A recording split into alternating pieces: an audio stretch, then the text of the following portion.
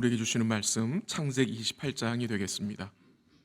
창세기 28장 10절부터 19절까지 Genesis chapter 28 verses 10 through 19. 창세기 28장 10절부터 19절까지 하나님 말씀을 읽어드리도록 하겠습니다. 하나님 말씀입니다. 28장 10절. 야곱이 부엘세바에서 떠나 하란으로 향하여 가더니 한 곳에 이르러는 해가 진지라. 거기서 유숙하려고 그곳에 한 돌을 가져다가 베개로 삼고 거기 누워 자더니 꿈에 본즉 사닥다리가 땅 위에 서 있는데 그 꼭대기가 하늘에 닿았고 또 본즉 하나님의 사자들이 그 위에서 오르락 내리락 하고 또 본즉 여호와께서 그 위에 서서 이르시되 나는 여호와니 너의 조부 아브라함의 하나님이요 이삭의 하나님이라.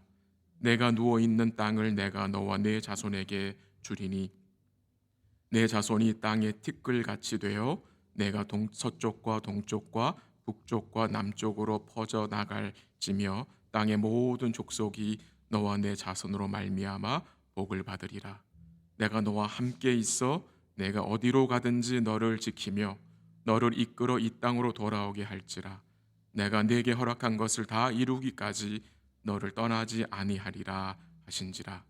야곱이 잠이 깨어 이르되 여호와께서 과연 여기 계시거늘 내가 알지 못하였도다. 이에 두려워 이르되 두렵도다. 이곳이요 이것은 다름 아닌 하나님의 집이요 이는 하늘의 문이로다 하고 야곱이 아침에 일찍 일어나 베개로 삼았던 돌을 가져다가 기둥으로 세우고 그 위에 기름을 붓고 19절 같이 합니다. 그곳 이름을 베도시라 하였더라. 이 성의 옛 이름은 루스더라. 아멘. 혹시 우리 성도님들 혼자서 먼 길을 떠나본 적 있으세요? 아마 별로 없을 겁니다. 아니면 혹시 지금 여러분의 삶이 꼭 혼자 걷는 것 같은 느낌이세요? 질문하는 이유는 오늘 본문에 홀로 먼 길을 떠난 한 사람이 소개되기 때문입니다. 그 사람 이름이 야곱입니다. 그는 홀로 먼 길을 갔습니다. 부엘세바에서 하란까지 500마일 정도 된다고 해요. 그 길을 걸어서 가야 합니다. 굉장히 오래 걸리는 시간이겠죠. 혼자 갑니다. 왜 그렇게 됐습니까? 야곱은 아버지 이삭을 속였습니다. 거짓된 방법으로 복을 가로챈 후 형 에서의 분노를 피해 집에서 도망칩니다. 그는 하란 삼촌 집에 이제 가게 되는데 그 먼 길을 혼자 갑니다. 자신을 죽이려는 형을 피해 도망자의 모습으로 부끄러운 모습으로 한 번도 가지 않은 길을 홀로 갑니다. 그 당시 야곱의 마음이 그럼 어떠했을까요? 혼자서 그 길을 행하는 그 야곱의 마음이 어떠했을까요, 여러분? 혹시 뒤에서 형이 따라와서 나를 죽이면 어떡할까라는 걱정이 있지 않았겠습니까? 또 앞으로 있을 일들에 대해서 불안해서 삼촌이 나를 잘 받아줄까? 내가 이제 인생을 어떻게 살아야 하나? 여러 가지 고민스러운 생각으로 그는 고민 중에 막막하게 길을 갔을 것입니다. 다시 내가 부모님 집으로 돌아올 수 있을까? 라는 생각. 이 길을 가다가 내가 어려움을 만나면 어떻게 해야 하나라는 생각. 그렇게 힘과 애를 써서 얻은 장자의 명분과 아버지의 축복은 지금 이 여행길에 무슨 의미인가라는 생각에 여러 가지 아마 머리가 복잡했을 것 같아요. 먼저 세상적인 관점으로 이 야곱을 생각하면 그는 저주받은 사람의 모습입니다. 그의 모습이 너무나 비참합니다. 근데 성경은 이 야곱이 하나님께 복받은 자라고 증거하거든요.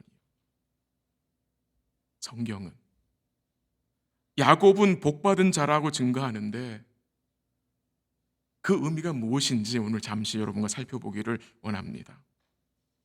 놀라운 사실은 야곱이 홀로 그 길을 가는 길을 통해서 주님을 만나게 됩니다. 주님이 야곱을 찾아오십니다. 주님이 야곱을 찾아주셨습니다. 그리고 주님이 야곱에게 말씀하셨습니다. 그 말씀을 통해서 야곱은 인생관이 바뀌었습니다. 전에 없었던 믿음의 가치관을 배우게 됐고요. 하나님이 자기의 할아버지와 아버지, 곧 아브라함과 이삭에게 약속하신 복이 자기에게도 허락된 것임을 깨닫게 됩니다. 그래서요, 야곱이 짐을 떠나 하란 삼촌의 집으로 도망가는 그것은 단순히 형 에서로부터 도망가기 위한 것과 또한 그 삼촌 집에 가서 부모님의 말대로 아내를 얻기 위함만이 아니라 그 홀로 가는 그 여정을 통해서 야곱은 그를 찾아오신 하나님을 만나게 됩니다. 그리고 그의 삶이 변하게 됩니다. 그래서 야곱은 복 있는 자입니다. 도망친 야곱이 홀로 들에서 돌베개를 베고 자고 있었습니다. 그 당시 야곱은 그의 인생을 지키시고 인도하시는 분이 여호와인 줄을 몰랐을 것입니다. 여호와께서 그와 함께 하심도 야곱은 의식하지 못했을 것입니다. 그러나 하나님은 그 홀로 있는 야곱을 찾아주셨습니다. 그에게 여호와 하나님이 누구인지 알려주셨고 그가 야곱에게 그리고 그의 후손들에게 어떤 은혜를 베푸셨는지를 또 베푸실 것인지를 배우게 하셨습니다. 이 야곱의 긴 여정은 믿음의 여정이고 그 야곱의 모습은 오늘 여러분과 저의 삶을 반영해 줍니다. 야곱은 여태까지 자기 자신만을 믿고 살아온 사람이었습니다. 근데 그런 야곱을 주님이 찾아오셨습니다. 찾아오셨어요. 그는 사고를 치고 도망가는 중이었지만 하나님이 그를 찾아오셨습니다. 하나님이 주권적으로 이 사기꾼 같은 야곱을 택하여 은혜를 베풀어 주셨다는 말입니다. 그리고 하나님께서는 야곱의 꿈에 나타나셔서 사닥다리를 보여주셨고 그 사닥다리에 있는 하나님의 사자들이 오르락 내리락 하는 것과 그 위에 계신 여호와를 보여주셨습니다. 한번 가볼까요? 12절 13절 verse 12 and 13 보세요. 한번 보죠. 12절 꿈에 본즉 사닥다리가 땅 위에 서 있는데 그 꼭대기가 하늘에 닿았고 또 본즉 하나님의 사자들이 그 위에서 오르락 내리락 하고 13절까지 시작. 또 본즉 여호와께서 그 위에 서서 이르시되 나는 여호와니 너의 조부 아브라함의 하나님이요 이삭의 하나님이라. 내가 누워있는 땅을 내가 너와 내 자손에게 주리라. 아멘. 그 12절과 13절에 강조되는 내용이 본즉입니다. 이 본즉이라는 표현이 한글 성경에 3번 나옵니다. 본즉 사닥다리가 땅 위에 섰다. 또 본즉 하나님의 사자들이 그 위에서 오르락 내리락 한다. 또 본즉 여호와께서 그 위에 서서라고 했습니다. 먼저 사닥다리 이야기를 좀 하겠습니다. 사닥다리. 이 사닥다리는 우리가 생각하는 그런 사닥다리가 아닙니다. 이 사닥다리를 여러분들이 돌 계단으로 생각하시면 됩니다. 그래서 이 사닥다리의 영어 성경에서는 stairway라고 나왔습니다. 계단. 계단을 돌 계단 같은 거 생각하시면 되겠습니다.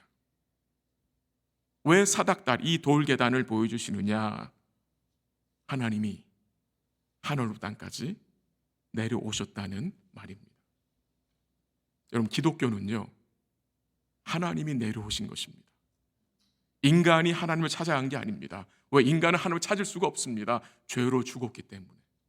근데 하나님이 내려오셨어요. 하나님이 죄인들에게 은혜를 베풀어 주신 거예요. 그게 성육신이죠, 여러분. 하나님이 인간의 몸을 입고 이 땅에 오신 거잖아요. 그게 이 사닥다리가 결국 예수님으로 연결이 되는데요. 하나님이 내려오셨어요. 하나님이 하늘과 땅을 연결하는 사닥다리를 놓으셨어요. 그리고 야곱을 찾아주셨어요. 죄로 인해서 하나님의 영광에 이르지 못할 우리를 예수님을 통해서 하늘과 땅을 연결해 주셨어요.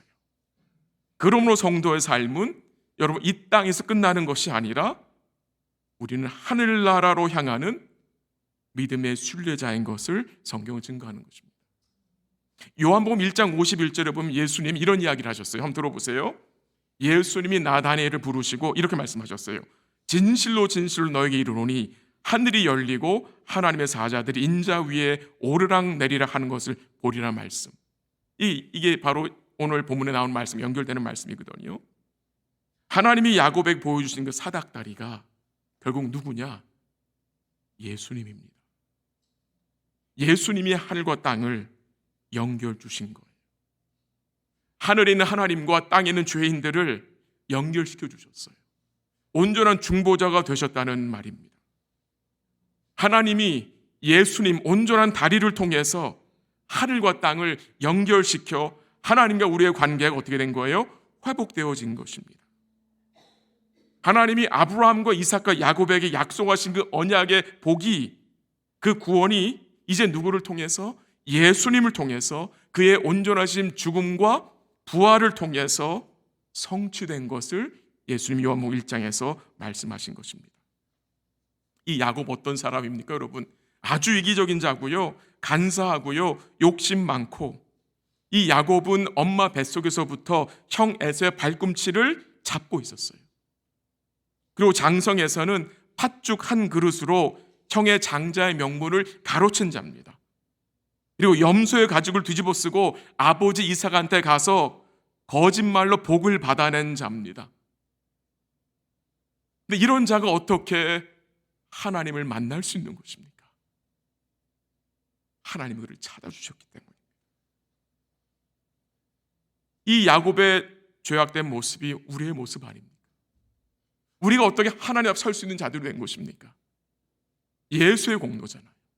예수의 의를 힘입어, 예수의 피 보혈을 힘입어 우리가 하나님 나아갈 수 있는 자들이 된 거 아닙니까? 13절 보십시오. 13절. 13절에 하나님이 야곱에게 자신이 어떤 분인지 말씀하세요. 한번 보세요. 제가 중간쯤도 읽을게요. 이루시되 나는 여호와니 너의 조부 아브라함의 하나님이요 이삭의 하나님이라. 내가 누워 있는 땅을 내가 너와 내 자손에게 주리니. 아멘. 하나님 말씀하세요. 야곱에게 뭐라고? 나는 여호와니. 이 여호와란 단어는 언약의 하나님이란 말씀입니다. 언약. 자신을 언약의 하나님으로 야곱에게 계시하시는 것입니다. 너의 조부 할아버지의 그 너의 아버지 이삭의 하나님이라 말씀하신 것은 하나님이 아브라함과 이삭과 맺은 그 언약이 이삭으로 끝나는 것이 아니라 너 야곱까지 연결됨을 말씀하시는 것입니다. 그래서 하나님은 아브라함과 이삭에 약속하신 그 언약의 축복을 그대로 야곱에게 전해주는 것입니다. 그래서 13절 마지막 부분에 내가 누워있는 땅을 내가 너와 내 자손에게 주겠다고 약속하시는 거예요. 원래 이 땅 약속 누구에게 주신 겁니까? 아브라함이잖아요. 이삭이잖아요. 야곱과 연결시키는 것입니다. 14절 보십시오. 14절 같이 시작.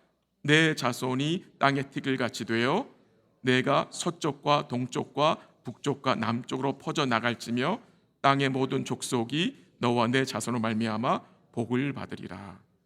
그 14절은 무엇에 대한 약속입니까? 자손입니다. 원래 이 자손에 대한 약속이 누구에게 주신 거였어요? 아브라함과 이삭입니다. 그 복이 그 약속이 그대로 누구에게? 야곱에게 주어지는 것입니다. 그리고 15절 보세요. 15절 한번 같이 읽습니다. 시작. 내가 너와 함께 있어 내가 어디로 가든지 너를 지키며 너를 이끌어 이 땅으로 돌아오게 할지라.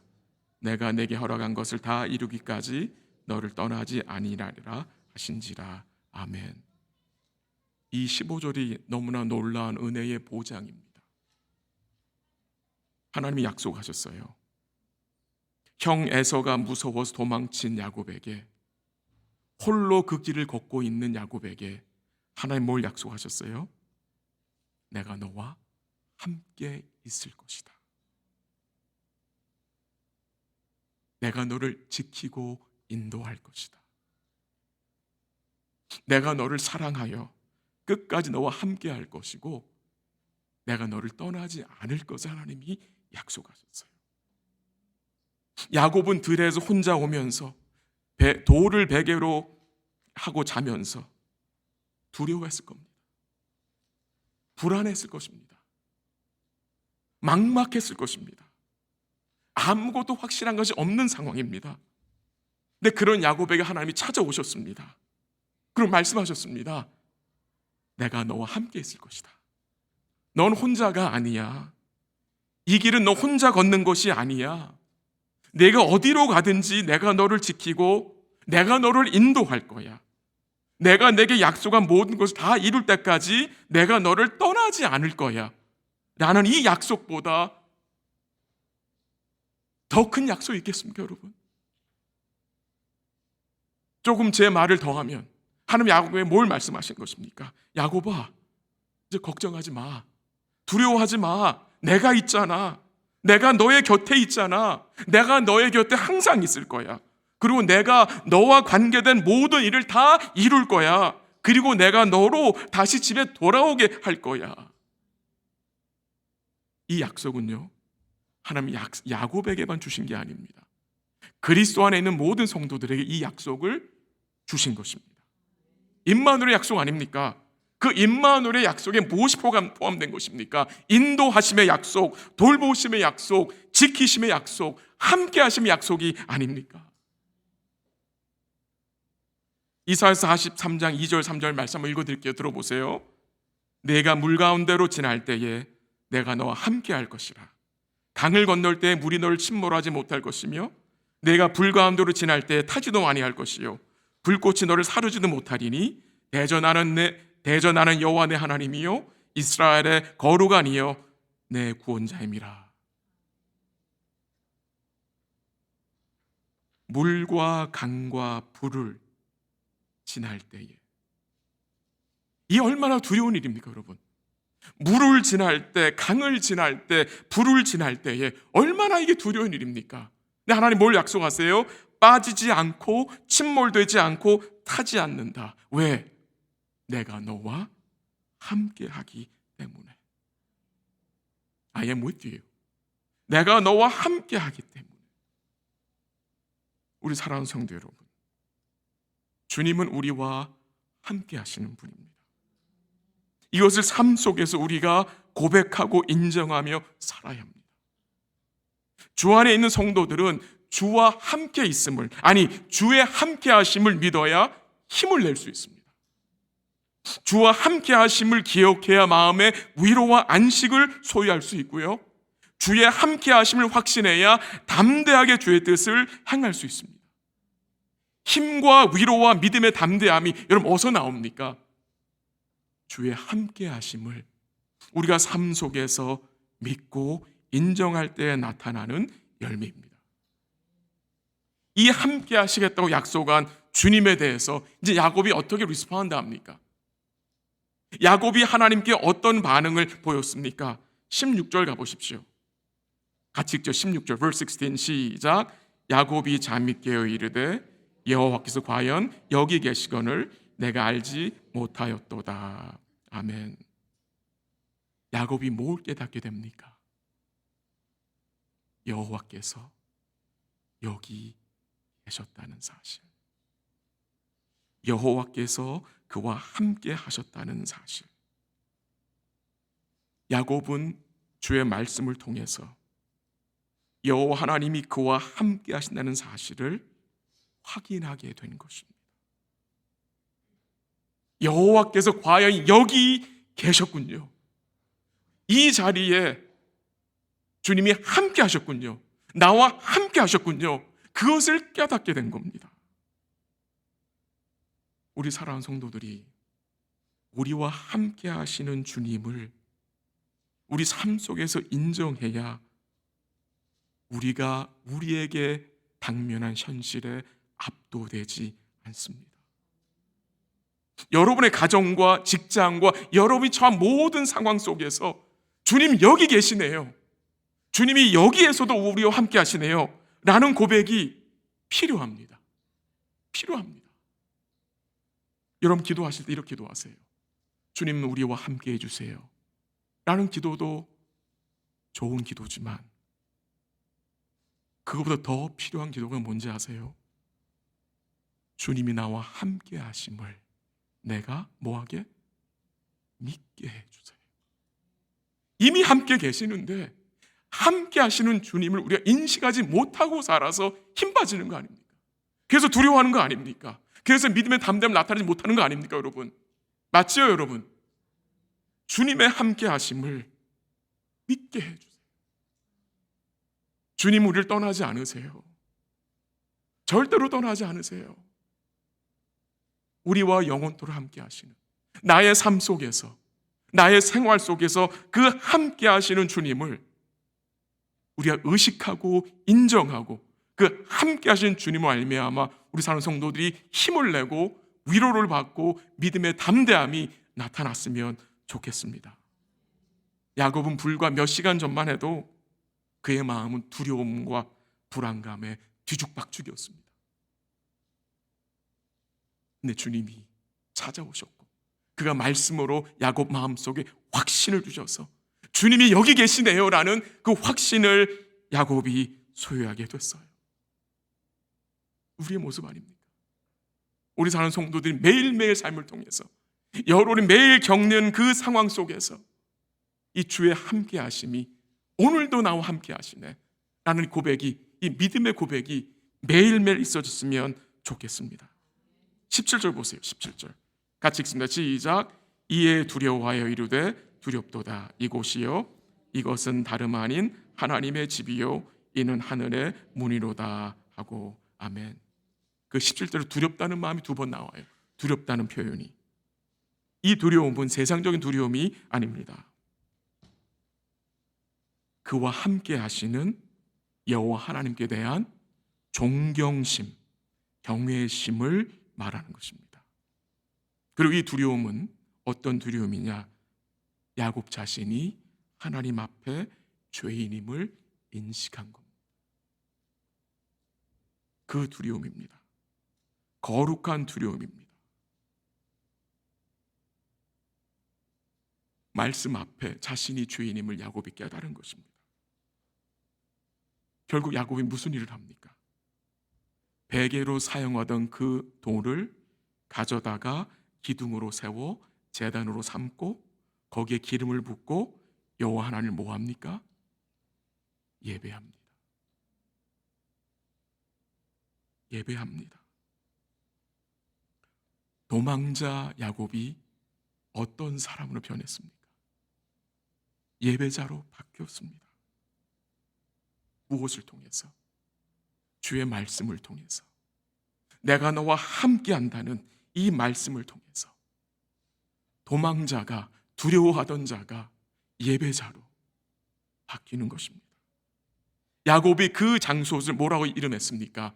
베델이라고 했습니다. 베థ, House of God이라는 뜻이죠. 여호와의 집이라는 말이죠. 하나님이 함께 한다는 뜻이잖아요. 베델, 베델.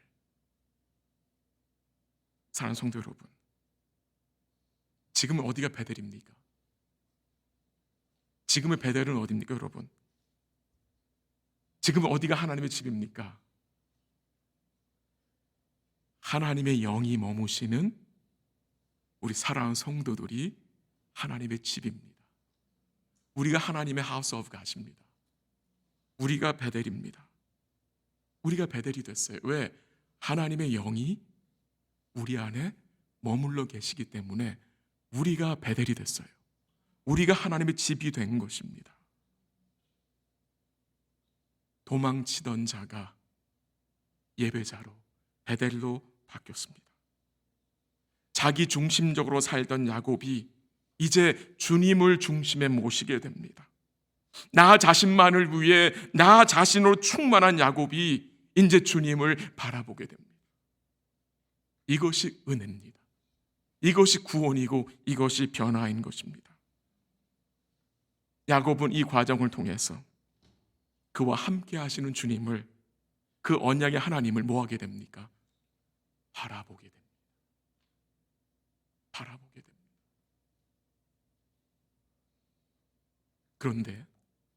그런데 한 가지 기억해야 할 것은 지금 야곱이 부모 집을 떠나고 고향을 떠나 홀로 하란 삼촌 집으로 가고 있는 그 길은 변하지 않았습니다.